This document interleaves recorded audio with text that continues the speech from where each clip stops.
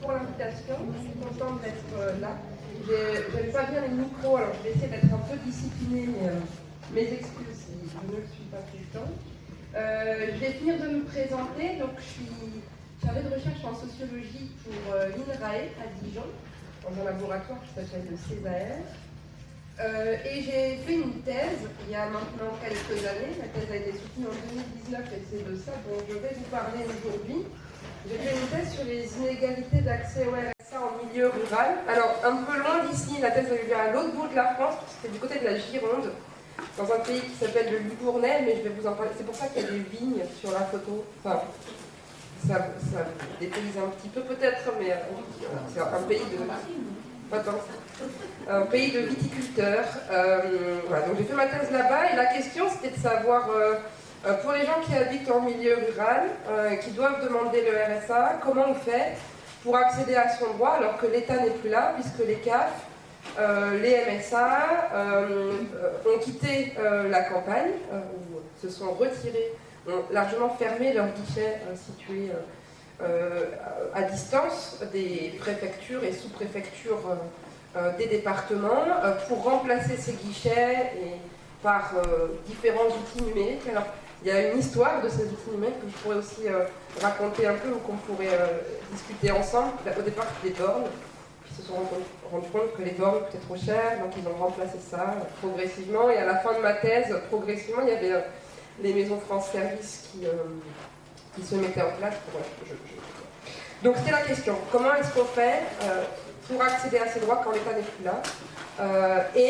Une autre question qui est apparue aussi, c'était la question de comment ça se fait qu'on utilise et qu'on mette en avant l'outil numérique comme une solution pour faciliter l'accès aux droits. C'est toujours le cas. Vous pouvez vous contredire si vous n'êtes pas d'accord, mais c'est toujours les outils numériques qui sont avancés comme étant la solution centrale pour permettre un meilleur accès aux droits. Alors qu'on sait, cette politique-là, cette association entre numérique et lutte contre je vais y revenir, mais ce qui a été appelé le non-recours, ou pour faciliter l'accès aux droits, donc l'association entre numérique et accès aux droits, elle s'élabore progressivement au fil de l'histoire, et elle est vraiment très solide à partir de 2015, on va dire à peu près. Et ça paraît, moi en tout cas quand j'étudie ça, je commence ma thèse en 2014, je me dis cette association est quand même assez étrange. On savait à l'époque, et on le sait toujours, que le numérique fait l'objet d'une répartition sociale importante de son usage. C'est pas tout à fait, ça n'a pas tout à fait changé, ça a évolué, mais ça n'a pas tout à fait changé. C'est-à-dire que tout le monde n'utilise pas le numérique de la même façon et avec la même facilité, et notamment, ce sont bien sûr les classes populaires et les personnes qui ont le moins de ressources qui rencontrent le plus de difficultés, soit de difficultés d'accès à l'outil, soit de barrières dans l'usage du numérique. Donc on a une politique publique qui paraît absurde, alors pas qu'elle soit complètement absurde, mais qui paraît en tout cas contenir certaines incohérences si on considère que pour faciliter l'accès aux droits des plus pauvres, on utilise un outil réputé comme peu utilisé par les plus pauvres. Donc cette question-là, c'est la deuxième question que j'ai tenté de poser dans ma thèse. Donc il y a deux choses qui s'articulent. La première, c'est donc comment on fait pour accéder à son droit, et la deuxième, c'est que fait l'État quand il déclare dématérialiser pour faciliter l'accès au RSA. Donc c'est de ces deux choses-là que je voudrais vous parler si le programme vous convient. J'ai pas l'heure sur moi, donc il va me falloir j'ai un petit peu de temps. Ouais. Une petite heure. Bon, en tout cas, n'hésitez pas à m'interrompre, je ne suis pas complètement fan des monologues, mais j'avais prévu, et je suis nulle en PowerPoint, donc ça c'est un petit instant d'autopromotion, c'est le livre qui est sorti sur ma thèse, donc c'est un livre qui est paru en juin dernier, qui reprend les principaux résultats de l'enquête. Je voulais commencer par ce que font régulièrement les sociologues et qui peut-être peut vous intéresser, c'est de poser la question des termes qu'on utilise. Donc poser la question de qu'est-ce qu'on entend par non-recours, par exemple, qu'est-ce qu'on entend par dématérialisation, Le principe d'une enquête sociologique, c'est on dit déconstruire ces termes-là, mais en tout cas d'essayer de comprendre ce qu'on entend par non-recours, ce qu'on entend par dématérialisation, et une bonne manière, moi une des manières en tout cas pour vous présenter ces questions-là, c'est de vous raconter mes méthodes d'enquête, parce que donc, du coup j'ai fait une enquête sur l'accès au RSA, une enquête du coup qui commençait par questionner le non-recours, ou c'est quoi le non-recours, et en utilisant ce mot-là dans ma pratique de recherche, je me suis rendu compte que ce mot-là avait un sens qui, moi, a limité ma compréhension du phénomène, mais qui en tout cas est porteur de biais importants, et ces biais-là qui apparaissent dans l'enquête sociologique sont assez révélateurs, je crois, de ce qu'est le non-recours, et éclairent par la bande un peu le pourquoi du comment l'État utilise les outils numériques pour faciliter l'accès au RSA. Alors, ça vous paraît un petit peu complexe comme ça, mais je vais essayer d'y aller pied à pied. Du coup, voilà mon terrain d'enquête. Je vous présente le Libournais. Donc, on est du côté de Bordeaux et on est à l'est de Bordeaux. C'est là où j'ai fait mon terrain d'enquête. Ce territoire-là, alors, je ne l'ai pas choisi complètement. J'ai fait une enquête là-bas parce qu'avant de faire des études de sociologie, avant d'être sociologue, j'étais assistante sociale, et j'étais assistante sociale pour l'ASE en Libournais. Donc en fait, j'étais en quelque sorte chez moi, je connaissais bien le Libournais, et il s'est avéré que c'était aussi un bon terrain d'enquête pour les sociologues, parce que c'est un territoire extrêmement populaire, je pense que ça va vous parler. C'est prouvé, c'est montré statistiquement. On ne sait pas définir les milieux ruraux, c'est-à-dire qu'il n'y a pas, à part l'INSEE qui va avoir une définition a priori, mais il n'y a pas un géographe, un sociologue, etc. qui va vous donner une définition précise de c'est quoi un milieu rural. On a tous un imaginaire là-dessus, mais on n'a pas de définition exacte. Par contre, il y a quelque chose qui est connu, c'est que les territoires ruraux se caractérisent globalement par une surreprésentation des classes populaires. C'est-à-dire que, contrairement peut-être à l'imaginaire, ou en tout cas au discours politique, les classes populaires ne sont pas concentrées dans des grands ensembles urbains, elles sont principalement dans les secteurs ruraux, et mon terrain d'enquête n'échappe pas à ce principe, puisque le Libournais que vous avez entouré de noir là, à l'est de la Gironde, se caractérise par une très forte représentation des classes populaires. Pourquoi? Parce que c'est un territoire viticole, donc qu'est-ce qu'on retrouve quand il y a de la production viticole? On retrouve beaucoup d'ouvriers viticoles. On retrouve aussi dans ce territoire-là des secteurs d'activité qui emploient plutôt des ouvriers, ou en tout cas des classes populaires. Donc, territoire très populaire, duquel, bien sûr, les administrations du social, la CAF en tête, mais aussi la MSA, la Mutualité Sociale Agricole, ont fermé, dans laquelle ces institutions ont fermé. Vous l'avez sur la carte qui est à votre droite. Vous avez Libourne au centre, c'est la sous-préfecture. Là, il y a la CAF, il y a la MSA, il y a des associations, etc. Et dans toutes les autres villes, bourgs de l'arrondissement du Libournais, il n'y a plus de guichets. Il y a, soit à l'époque, la carte, je pense que je l'ai fait en 2016-2017, il y a des bornes, donc Sainte-Foy-la-Grande, je vais vous en reparler, retenez Sainte-Foy-la-Grande, Sainte-Foy-la-Grande, c'est tout à l'est du département, c'est ce qu'on appelle une marge géographique, parce que ça appartient au département de la Gironde, mais en fait ils sont bien plus proches de la Dordogne, etc. Mais ils relèvent de l'arrondissement de Libourne. Donc Sainte-Foy-la-Grande, par exemple, quand j'ai fait mon enquête, il y a pour accéder à ces droits une borne de la CAF, etc. Et ça, ces politiques-là, elles sont intéressantes. Pourquoi est-ce qu'il y a ces réformes-là? Cette fermeture des guichets s'est faite au tournant des années 2015 au nom de la lutte contre le non-recours. Alors j'en reviens du coup à cette question. Quand je me suis rendu compte qu'on fermait des guichets pour lutter contre le non-recours, et donc qu'on enlevait l'État dans les territoires les plus populaires pour lutter contre le non-recours, je me suis dit, bon, soit on marche complètement sur la tête, soit il y a quelque chose avec ce non-recours qu'il faut que je comprenne. Et donc, je me suis embarquée dans l'étude, dans l'analyse de ce terme-là, de non-recours, pour me rendre compte que ce soit dans le champ scientifique ou dans l'action publique, il y avait une définition qui était proposée pour le non-recours. C'est toute personne qui est éligible à ces droits et qui pourtant n'y accède pas. Donc quelqu'un qui est éligible mais qui n'accèdent pas à ces droits. Ça, c'est une définition à peu près convenue et qu'on retrouve aussi dans les institutions du social, dans l'action publique, dans le champ scientifique.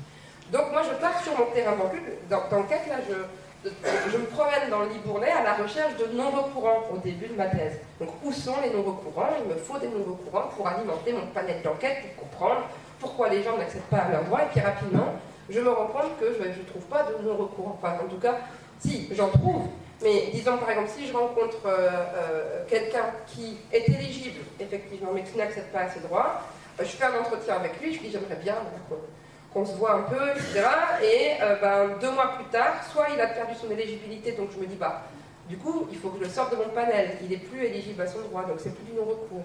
Soit, les situations changent, et au fil de la vie des gens, en fait, je les sors, je les rentre dans mon panel, et je me retrouve comme ça, puis à un moment, je me pose, et je me dis, ça ne peut pas marcher, je ne peux pas faire une enquête sociologique où c'est le droit et les règles d'éligibilité qui dictent la manière dont je peux observer la vie des gens. C'est-à-dire que le droit, l'éligibilité des personnes contraignait mon regard de sociologue. Donc ça ne m'allait pas. Je vais plus loin sur l'analyse du non-recours et je me dis, mais alors si c'est ça qui est au centre de l'action publique, qu'est-ce que ça induit sur les décisions prises, les décisions politiques, etc.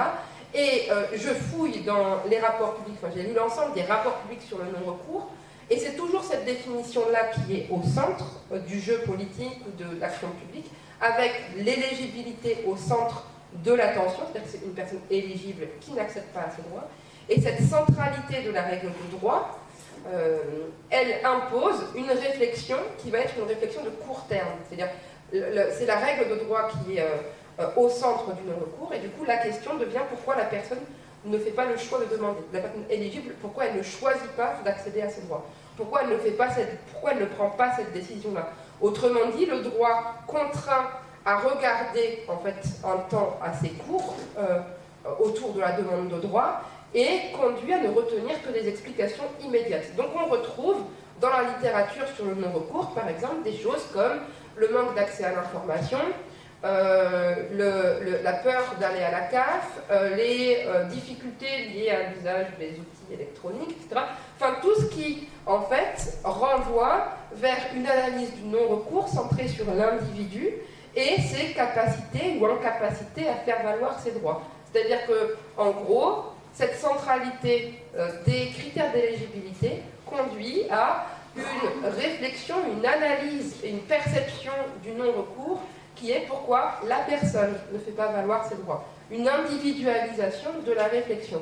Et je me dis, bon, ça c'est un biais, pour un sociologue en tout cas, c'est un biais qu'on appelle d'individualisation de la chaîne causale, c'est-à-dire qu'on va chercher toujours chez l'individu pourquoi il ne fait pas, pourquoi elle ne fait pas, pourquoi elle n'accepte pas, et ça ne peut pas être entièrement satisfaisant, puisque ça passe sous silence un certain nombre de variables importantes dans l'accès au droit, et notamment des variables politiques ou des variables institutionnelles. Et donc, c'est en partant de cette analyse-là que je construis une réflexion non plus sur le non-recours, mais sur les inégalités d'accès au RSA, inégalités d'accès au droit. Donc, en fait, je laisse le non-recours pour l'action publique, pour les décideurs, pour le gouvernement. C'est un problème public, c'est une catégorie d'action publique. Et moi, de mon côté, ce que j'ai proposé, c'est de réfléchir aux inégalités d'accès au RSA. Et il me semblait qu'en parlant comme ça, et même moi en réfléchissant comme ça, déjà, je me faisais mieux comprendre, et 2, je ne renvoyais pas automatiquement la responsabilité du phénomène vers les demandeurs ou demandeuses de droit. Partant de ça, qu'est-ce qui explique, comment est-ce qu'on peut comprendre le non-recours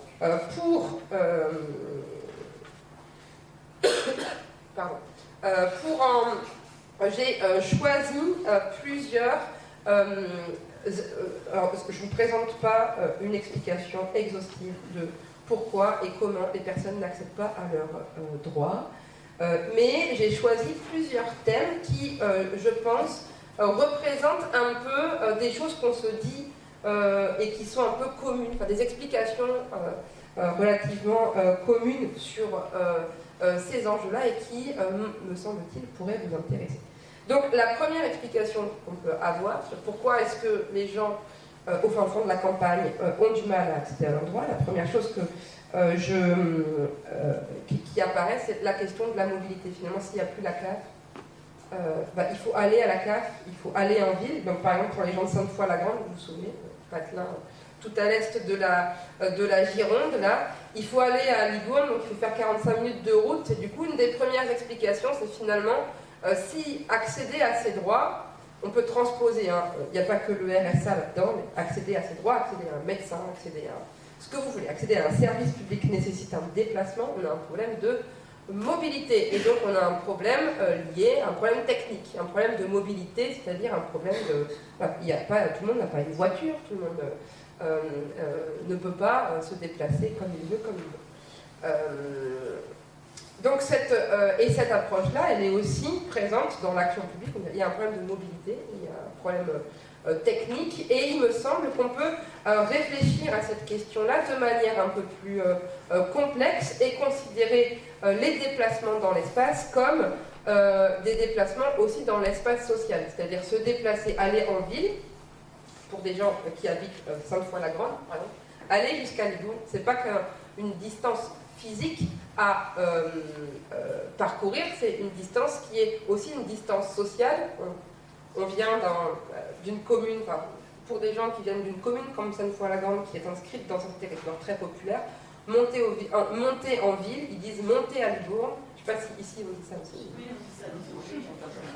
On monte à Chaumont, j'imagine. Et bien pourquoi est-ce qu'on dit monter à Chaumont? Ça monte pas tant que ça par ici, je ne vais pas constater ça, mais ça monte pas du tout pour aller à Libourne. Pourquoi est-ce qu'on monte à Libourne?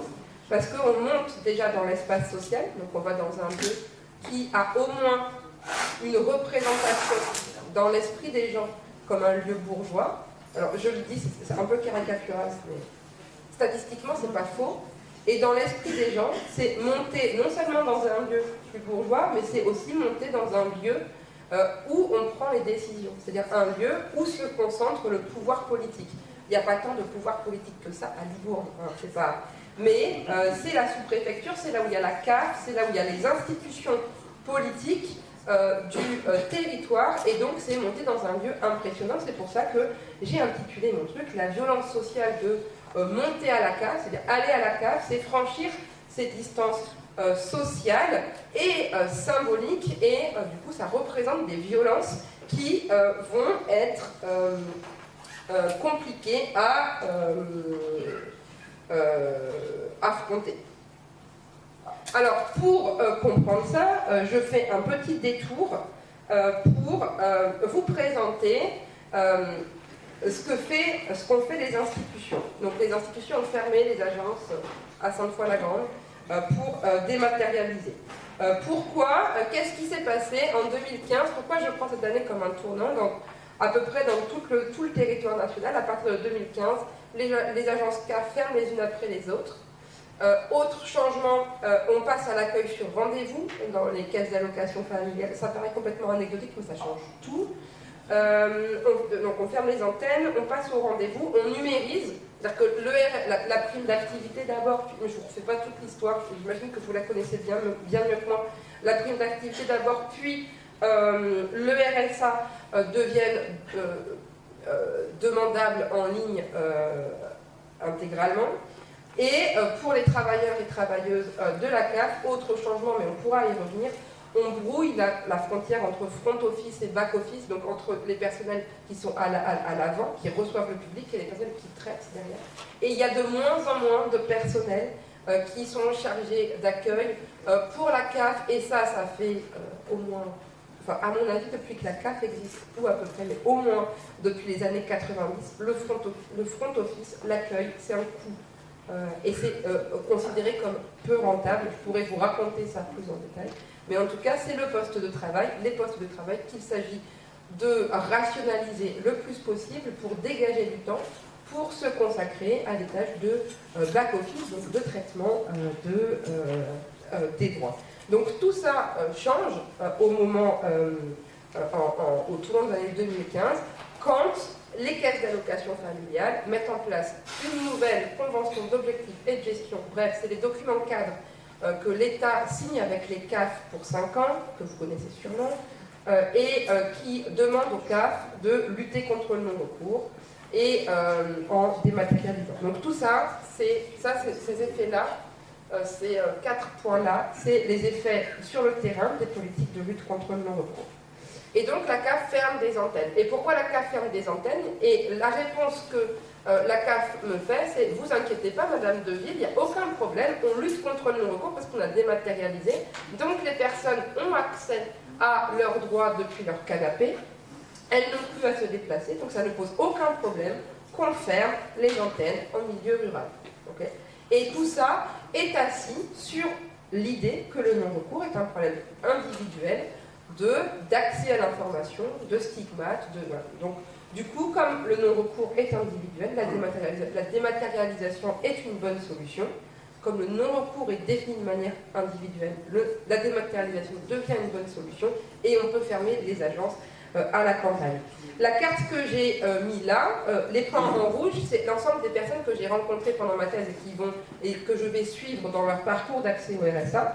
La couleur verte, ça représente la manière dont la CAF voit le Libournais. C'est-à-dire, le Libournais, elle voit ça comme un territoire assez plat. Tout le monde est à moins de 20-25 minutes d'un point d'accès au droit selon la CAF. Donc c'est la vision du territoire qu'ont les institutions, la CAF mais aussi la MSA. Pour eux, il n'y a pas de rupture de service sur ce territoire-là pour 2 raisons, parce qu'il y a le numérique et parce que à Sainte-Foy-la-Grande, par exemple, il y a une borne, puis bientôt ce qui s'appelle à l'époque une maison de service au public, qui va changer de nom. Donc du coup, il y a des guichets pour tout le monde, et tout le monde peut avoir facilement accès à un guichet administratif. Donc un territoire où tout est au vert, pas de rupture de service. J'imagine que vous vous attendez à la suite de mon discours. Ça, c'est le territoire vu par l'institution. Ça, c'est le territoire vécu par un monsieur que j'ai rencontré, qui s'appelle monsieur Tédu, et je vais vous raconter rapidement son histoire. Monsieur Tédu, alors bien sûr, ce nom n'est pas du tout son vrai nom. Il habite à Coubérac, c'est un petit village. Ici, ça se voit peut-être pas très bien de là où vous êtes, mais c'est... Pardon ? Ouais, c'est le triangle là, et vous l'avez en agrandissement en haut à droite. Il habite dans ce patelin-là, à Coubérac. Pour aller à Libourne, c'est une demi-heure de voiture. Bien sûr, lui, il n'a pas de voiture. Et vous voyez que lui, son rapport à l'espace, il n'est pas du tout en vert. Pourquoi ? Il y a un premier problème, c'est que M. Tédu n'a qu'un vélo, et dans sa vie quotidienne, donc je lui ai posé la question, combien de kilomètres vous faites dans une semaine ordinaire? Il fait 5 kilomètres par semaine en déplacement habituellement, c'est-à-dire quand il n'a pas de choses exceptionnelles dans sa vie. Sa vie quotidienne, ce qu'il fait, c'est qu'il passe 5 km par semaine. Vous compterez, vous, par semaine, combien vous faites de kilomètres? En général, c'est beaucoup plus, mais ça fait quand même un territoire assez réduit. Et figurez-vous que ça, on le sait, plus on descend dans la hiérarchie sociale, moins la mobilité est large. Et surtout, deuxième point qui est très important, moins elle est élective. C'est-à-dire que finalement, les lieux se réduisent à des lieux de contraintes. Donc, où est-ce que va monsieur Tédu dans une semaine? Il va faire des courses. Il y a des lieux contraints. Moi, dans ma semaine, par exemple, j'ai aussi des déplacements vers des lieux électifs, des lieux que je choisis. J'en sais rien, une salle de concert, un bar, ce que vous voulez, mais en tout cas, il y a des lieux dans lesquels on choisit d'aller. Ce qui non seulement change la tonalité de la mobilité, mais aussi agrandit ce qu'on appelle l'espace vécu. C'est-à-dire le périmètre de l'espace dans lequel je vis est plus ample que celui de M. Tédu. Donc première chose, son espace est extrêmement réduit, et il est réduit à un territoire qu'on appelle insulaire, c'est-à-dire extrêmement petit, et un territoire qui va en plus être étanche parce que ses capacités de mobilité sont peu développées. Et une chose se produit, c'est que les capacités de mobilité ne sont pas uniquement définies par la possession ou non d'un véhicule. Je connais beaucoup et dans ma thèse, il y a beaucoup de personnes qui n'ont pas de véhicule et qui sont extrêmement mobiles.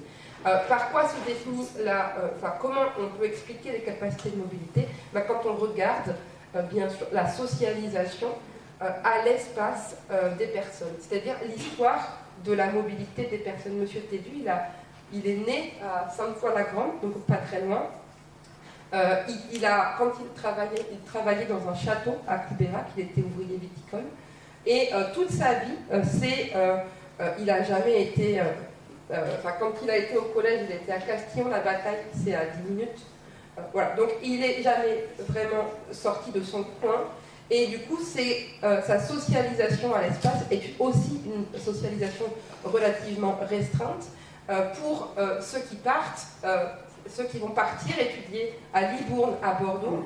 La socialisation à l'espace va se faire, c'est socialisation aux moyens de transport, mais aussi socialisation à la possibilité d'occuper un ailleurs et d'aller dans un ailleurs. Donc, c'est l'ensemble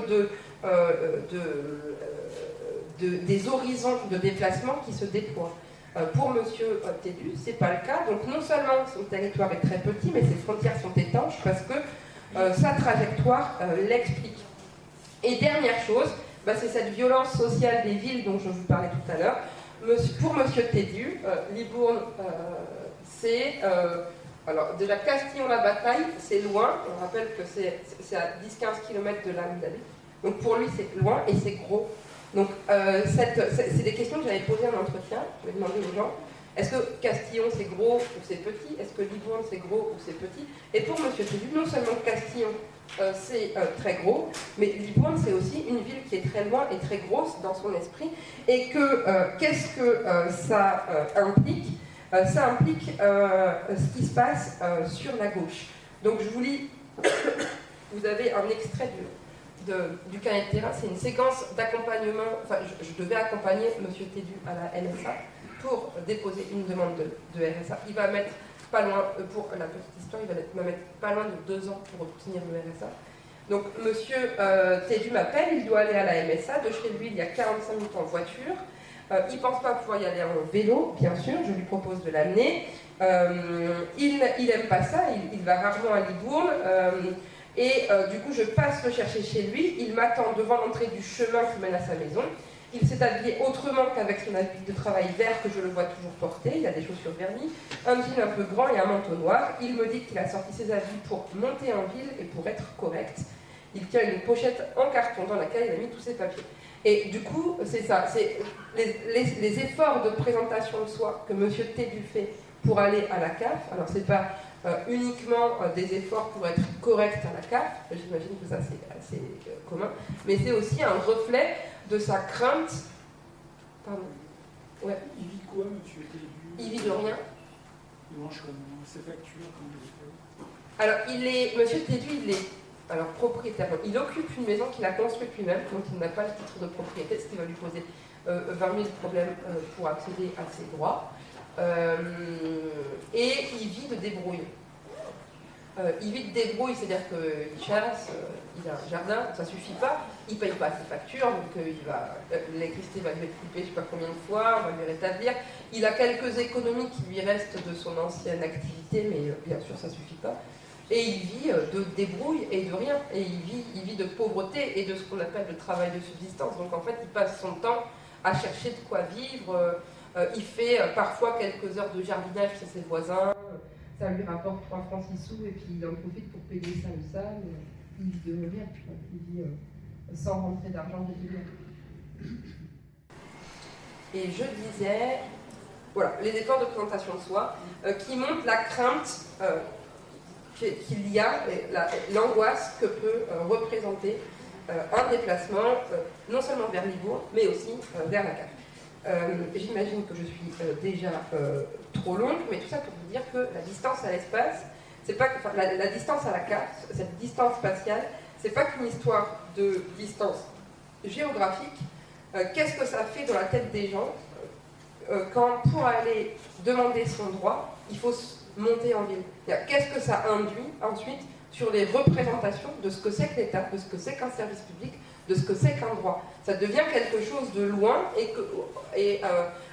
pour accéder à ce bien public qui est maintenant situé de l'autre côté, enfin, c'est-à-dire en ville, quoi, ça va être toute une affaire.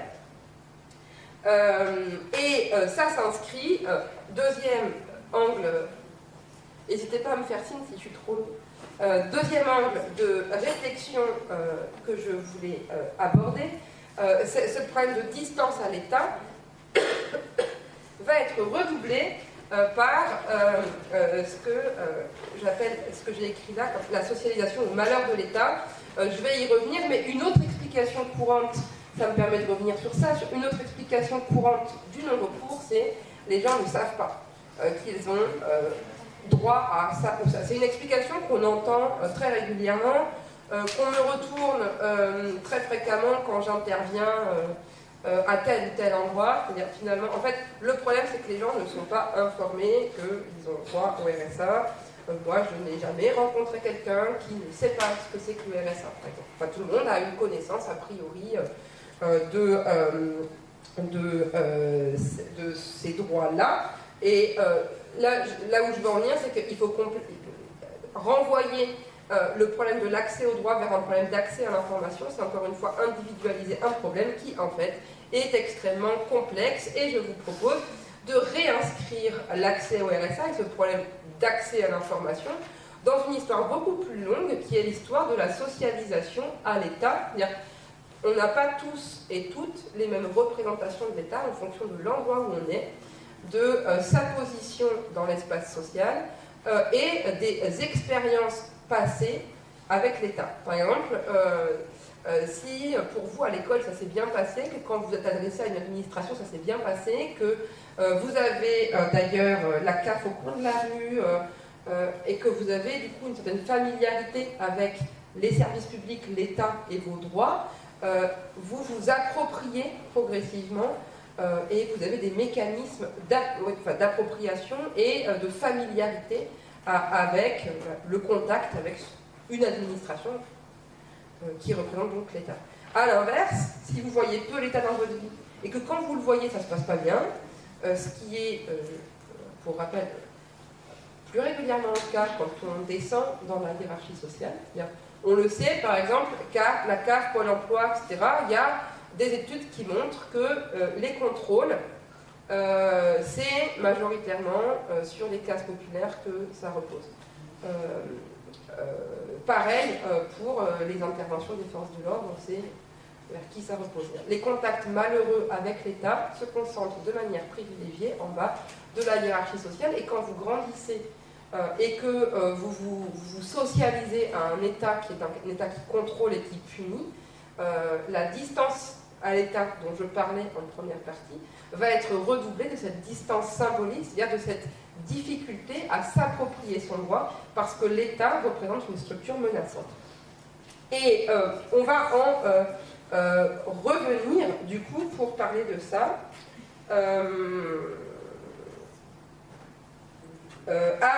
soit monsieur, non, je vous parle de quelqu'un d'autre, pour parler de ça, je vais vous parler de Madame de Matos. Madame de Matos est une autre des enquêtées que j'ai rencontrées au cours de son parcours d'accès au RSA. Madame de Matos, elle est d'origine portugaise. C'est une femme qui élève seule 3 enfants. Donc elle a tout pour que la CAF déclenche un contrôle, bien sûr. Je ne sais pas si vous avez suivi, mais il y a on connaît les algorithmes de contrôle de la CAF maintenant. Et les contrôles sont ciblés sur les personnes qui n'ont pas la nationalité française, qui sont en bas de la hiérarchie sociale, et sur les femmes. Donc Madame de Matos, elle a toutes les caractéristiques qui en font la cible du contrôle de la CAF. Bref, d'origine portugaise, elle habite Sainte-Foy-la-Grande, et elle est arrivée en France à l'âge de 16 ans. Elle va mettre 2 ans à accéder au RSA. Et quand je la rencontre, elle commence son parcours d'accès au RSA, et je vais la suivre pendant les 2 ans qui vont la conduire au RSA, pendant les 2 ans de démarche qu'elle va devoir effectuer avant d'obtenir le RSA. Qu'est-ce qui se passe? D'origine étrangère, situation d'isolement, elle fait face à la première chose qui va se passer quand elle va rencontrer la CAF, c'est que la CAF va déclencher un contrôle. Pourquoi? Parce que Madame de Matos, elle se déclare en situation d'isolement, elle est d'origine étrangère, et donc la première étape, ça va être un contrôle CAF. Donc bien sûr, déjà que Madame de Matos a dû aller à Libourne pour demander le RSA, la première chose qui est enclenchée, c'est un contrôle. On peut imaginer ce que ça peut avoir comme effet sur ces représentations de l'État et de ses droits. Et, bref, je pourrais ça va être la même chose pour M. Tédu. M. Tédu, dont je vous ai parlé en première partie. Lui, ses expériences avec Pôle emploi ou avec la CAF vont être marquées aussi par des malheurs, par des expériences malheureuses. Pourquoi? À cause de sa maison, dont je vous parlais tout à l'heure. Donc, il habite une maison qu'il a construite lui-même, il n'a pas de titre de propriété pour sa maison. De la même manière, il a perdu sa carte d'identité. J'imagine que c'est un problème très, très régulier dans les démarches administratives. Les gens qui n'ont pas de carte d'identité, c'est long à refaire. Et donc, quand il va se présenter à Pôle emploi, par exemple, après avoir perdu son emploi d'ouvrier viticole, on va lui demander son titre de propriété ou un justificatif d'habitation qu'il ne peut pas fournir, et sa carte d'identité, et on va lui dire maintenant monsieur, en fait il nous faut ça et ça, sinon vous ne pouvez pas avoir accès à vos droits. Donc ça ne marche pas, ça coince parce qu'il n'est pas tout à fait administrativement conforme. Ça, plus la distance à l'administration, ça procure pour monsieur Tédu, ce qu'il me dit, c'est tout ça, Clara, c'est pas pour moi. Donc c'est cette phrase-là, tout ça, c'est pas pour moi, ça représente cette distance à l'État qui se manifeste chez bon nombre de personnes que j'ai rencontrées et qui, je pense, peut être cette histoire de distance à l'État, de difficulté à s'approprier les fonctionnements bureaucratiques, est une manière de travailler l'histoire de l'accès à l'information en étant attentif à l'histoire des gens, à leur parcours et à leur histoire avec l'État, avec les différentes administrations, etc. et comment ils se représentent, les agents de l'État. J'ai encore un peu de temps ou pas du tout? 3 minutes. C'est pas vrai. C'est un peu arbitraire, mais 3 minutes. J'ai l'impression que ça peut être honoré. Je voulais vous parler de l'électronisme, ça me semble important. Je pourrais vous parler d'encore plein d'autres trucs, mais je ne vais pas faire ça. Je vais vous parler de l'électronisme. L'électronisme, c'est tout nouveau comme mot. Scientifiquement, c'est pas tout à fait juste que j'en parle, puisque pendant ma thèse, ça n'existait pas. L'électronisme, ça fait partie des termes qui apparaissent, qui sont assez, je sais pas, vous, depuis combien de temps vous l'utilisez, depuis combien de temps vous en entendez parler? Moi, je pense que ça fait 2-3 ans. 2-3 ans. Qu'on parle d'électronisme comme, il me semble, une forme de concession qu'on fait à la politique du tout numérique. Le tout numérique, ça ne marche pas vraiment, il y a des gens qui restent sur le bord du chemin, ceux qui sont frappés d'électronisme et qui donc, il faudrait accompagner pour qu'ils puissent enfin s'insérer dans cette société numérique qu'on attend. Là encore, il me semble qu'on peut réfléchir les choses autrement. Effectivement, il y a des gens qui n'ont pas accès au numérique et qui ont des difficultés dans l'usage du numérique. Je ne conteste pas du tout ce problème-là. Je questionne juste le fait que quand on regarde d'un peu près le fonctionnement des institutions, tout le monde n'est pas renvoyé de la même manière vers l'usage des outils numériques. Il y a une répartition sociale assez nette du renvoi vers la réalisation de démarches en ligne. Comment on sait ça? Alors, bien sûr, c'est les classes les plus populaires, voire même les fractions les plus précarisées des classes populaires qu'on renvoie de manière privilégiée vers les outils numériques. Là, je vous présente un comptage. Alors, c'est un comptage ethnographique, donc c'est pas forcément une preuve suffisante, mais quand même, ça dit quelque chose. J'étais dans les espaces libre-service de la CAF de Libourne. Les espaces libre-service, vous devez connaître ça par cœur, c'est des espaces numériques mis à disposition des allocataires dans les agences CAF. Ces espaces-là, ouverts en 2015, quand les CAF ont été réhabilités, etc., ils étaient censés accueillir les usagers autonomes administrativement pour laisser place dans les bureaux, dans les rencontres au guichet, les rencontres administratives avec les conseillers CAF et conseillères CAF. Ces rencontres et ces rendez-vous devaient être réservés aux usagers et demandeuses les plus en difficulté. Et ce qu'on remarque, c'est l'inverse. C'est-à-dire que ceux qui accèdent à la relation de service, c'est-à-dire à la relation avec quelqu'un de formé, c'est les personnes qui ont les moyens d'arriver à obtenir un rendez-vous, d'arriver à le maintenir et d'arriver à se présenter à l'heure. Alors, c'est à peine drôle, mais c'est des épreuves. Vous imaginez pour Monsieur Tédu ce que c'est que se présenter à l'heure à un rendez-vous. Monsieur Tédu qui arrive de Coubérac, alors quand je l'amène, ça va, mais quelqu'un comme Monsieur Tédu, qui est très impressionné pour aller à la CAF, par exemple pour Madame de Matos, la CAF est à 45 minutes en voiture. Quand je dois l'accompagner, elle me dit on part 2 heures avant. Je dis pourquoi on partirait 2 heures avant? Il y a 45 minutes. Mais en fait, elle est tellement impressionnée par la CAF produit tellement de violence sociale, monter en ville c'est tellement compliqué que l'empreinte temporelle du rendez-vous s'accroît. Du coup, ça prend 2 heures pour aller à la CAF. Et donc, bien sûr, se présenter à l'heure, c'est une épreuve bien plus conséquente pour les classes populaires que pour les autres. Ensuite, alors, se présenter à l'heure, un périple, bien sûr. La deuxième chose, c'est maintenir le rendez-vous, vous le savez sûrement. Avant un rendez-vous, qu'est-ce que font les conseillers CAF? La veille, ils appellent les personnes. Cette procédure administrative a un but défini par la Caisse nationale d'allocation familiale, c'est d'éviter les rendez-vous de confort. Alors, éviter les rendez-vous de confort, c'est éviter que des personnes viennent engorger l'accueil alors qu'elles pourraient se débrouiller toutes seules via les outils informatiques. Et ça va se produire pour M. Tédu, pour Mme de Matos, pour tout le monde, pour quasiment toutes les personnes que j'ai accompagnées. Lors de ces rendez-vous, lors de ces appels la veille du rendez-vous, qu'est-ce qui va se passer? On va dire pourquoi vous venez demain. Ils ne vont pas répondre correctement, ils ne vont pas utiliser le bon langage, pas bien s'exprimer. Monsieur Tédu, par exemple, il va répondre j'ai un problème avec ma maison. Lui, ce qu'il veut expliquer, c'est qu'il n'a pas le titre de propriété de sa maison et que du coup, pour demander le RSA, il est obligé de se rendre à l'accueil administratif. Il n'a pas du tout dit ça. Moi, je dis ça parce que j'ai été assistante sociale, que maintenant j'ai un doctorat et que du coup, je suis capable d'expliquer en 3 mots, c'est-à-dire que j'ai les capitaux pour.